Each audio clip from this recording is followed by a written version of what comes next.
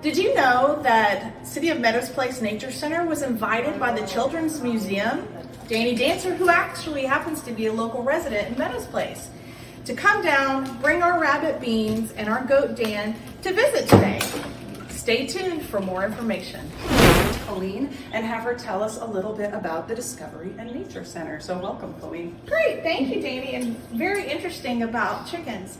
And many things that you said are also similar to the animals that we have at our Nature and Discovery Center. And we'll talk about that here in a moment. But at our Nature Center in the City of Meadows Place, we like to educate kids, teenagers, and adults all about the world of animals, nature, plants, and conservationism. So we have indoor and outdoor activities. So if it's a sunny day, you might want to be inside or under our cool patio cover, or even up in our treehouse. We have all kinds of activities for kids to participate in. Again, all ages. We have water tables, spread your wings, or use big as an eagle or small as a hummingbird. We have build and plant your own garden. So just many things for families to do. But today I brought a couple of friends. Since we are in our Houston Livestock Show season, we wanted to focus on farm animals. Our Nature Center, we have a variety of animals, but only 2 farm animal type. And one of them is my little friend here, Beans. So his name is Beans, and we got him when he was 2 months old. And he likes to stretch out, and you can see his big underside. He's just the cutest little rabbit. And look at these big feet he has. And if you notice on the bottom of his feet, they're very furry. So you know how you wear shoes or socks on your feet to protect them when you walk around? That's what his fur is for on the bottom of his feet. So Beans has a lot of fur and very big feet to do that. He is a Holland Lop, which means instead of his ears being up like most rabbits that you see, they lop down, just like that. So he's called a Holland Lop, and he's actually one of the most favored pets in the rabbits because of his nature. He's very calm, very sweet, very loving. He makes a great pet. Now, as Danny was talking about with a baby chick, you have to have the right habitat for these animals. Most people, when they get a rabbit, they think, oh, it's going to be so easy, and I'll just put them in their little habitat and soon to forget about. Well, not these rabbits. They love attention. They love to be socialized and pet and cared for. And the thing about rabbits is they don't really show you when they're sick. They don't make noises. They're very quiet. They don't chirp like a little chicken. They don't bark like a dog. So you really have to observe and pay attention to your rabbit, making sure that their eyes are clear, making sure that they're not acting or behaving any differently than they normally would on any given day. But besides that, the great thing about rabbits, did you know, is that you can potty train them. I did know that. Yes. I had rabbits when I was a kid, and it was a very exciting discovery to realize they could use a litter box. Yes, so that's a fun thing, is that we actually keep these rabbits indoors. We keep them indoors for a couple of reasons. It's better for their health to keep them inside in an environment safe from predators, also away from parasites that typically can get to them in the grass or ground if they're walking around. But we have them inside, and they have plenty of space to hop around and interact. You don't have to have multiple rabbits together. They can be independent as long as they're getting enough love and attention from their pet owner. But if you do have multiple rabbits, definitely get them neutered or spayed. Not only are you helping to control the population, but also their temperament. If they're not neutered or spayed, they tend to be a little bit more aggressive, and you don't want that. So at our facility, not only do we have a Holland Lot, but we have another species of rabbits too, so you'll have to come and check that out. How many rabbits do you have altogether? So we have 2. Okay. 2 rabbits altogether, and for the first year they weren't spayed and they were separated because they fought all the time. Oh no. Now that we spayed, or we neutered both of them, they're 2 boys, we neutered both of them, they love each other. They sleep snuggled together, they play together, so they're just a joy.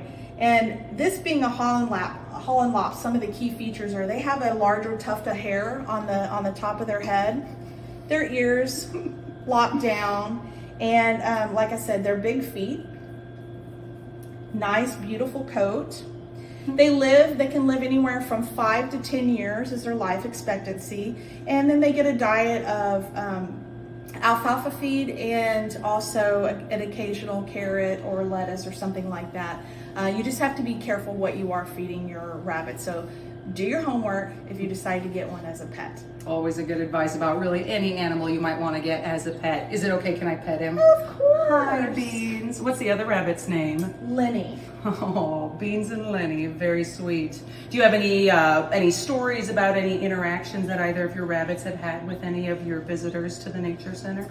Well, Beans in particular, being that he is a Holland Lop, he loves attention. So when he sees kids come in, sometimes he'll run to the gate and he will literally stand on his hind legs and put his feet up, just waiting for attention for someone to play with him. That's super sweet. Oh, what a nice rabbit. Thank you, Yes. Beans, for joining us here today. Absolutely, and I'm going to put him back in his little box. Because you have another guest that you We brought do with you have as another well. guest. And again, safety first with all animals, not only for them, but also for the owner and the children. So you want to make sure that when you are transporting them, you have a safe, closed, sealed box that they can breathe in, but they can't get out, injure, or harm themselves. So now our second guest, are you ready? I am very Are excited. you about ready? this guest. All right, well, he's a little bit bigger. And over here we have a Nigerian pygmy goat. Okay, well, he's not teeny tiny, but he is still considered to be a pygmy for the breed. A pygmy means that they don't grow any larger than 24 inches from floor to shoulder. So he is considered a pygmy goat. But although they're shorter, they expand wider. So you'll see that he has a nice round belly. That does not mean that he's pregnant. He's a boy. He's not a girl, he's a boy. So he is also, much like the Holland Lop, a Nigerian pygmy goat tends to be very friendly and socialized, almost like a dog. So he gets excited when he sees visitors come and will start wagging his tail, also come over and want to be pet and played. And he's like leaving the room right now, but that's okay. We'll continue to talk about him a He's little been bit. sitting so quietly the whole time. He He's has, like, oh, it's he my has turn. been. He has been. He's not used to being inside. That would be crazy too. But we have two goats at our nature center, and they're both pygmies. And one is brown and one is white. And we named them after our park staff, Dan and Dionysus, because they care for them. They've helped. They created their kennel, and so we named the goats after them, which makes it a lot of fun.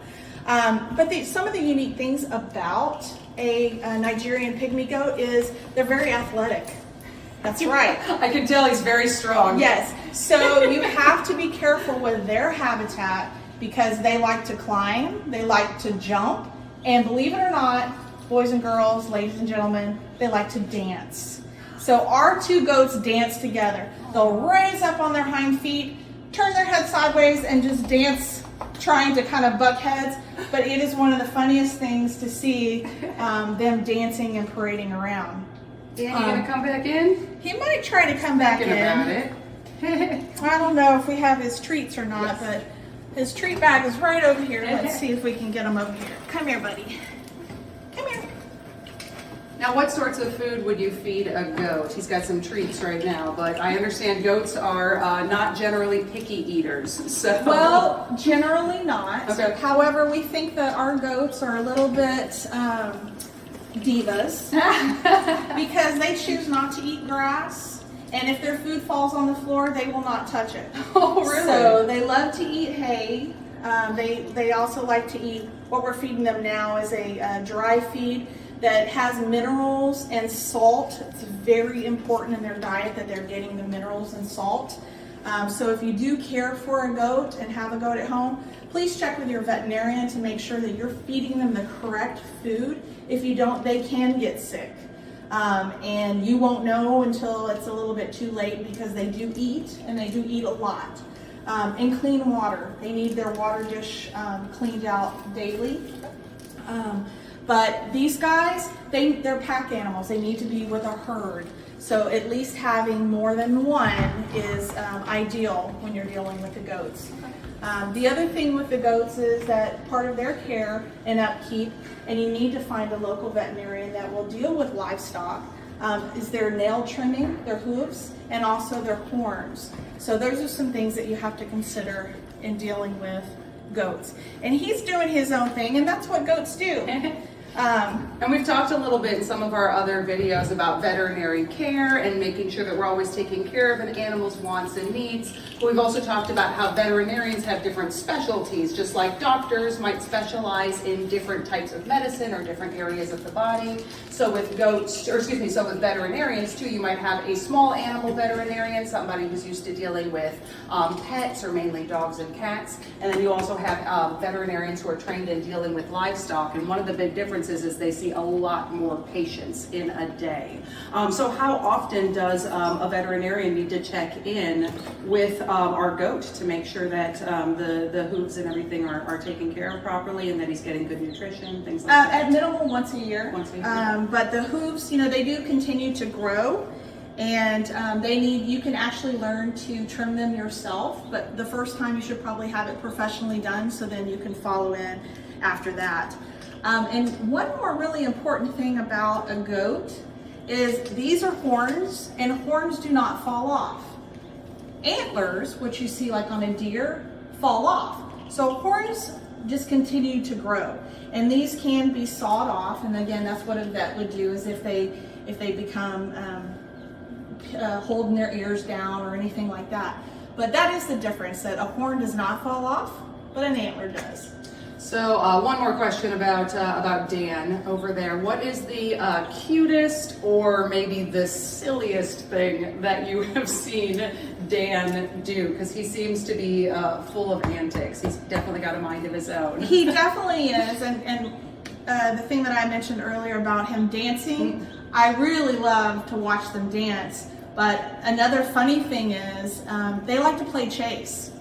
So he will actually, once they're out of their pen, you can chase them or they'll chase you all around the yard in circles, because it's just, for them, it's playtime. What happens if they catch you?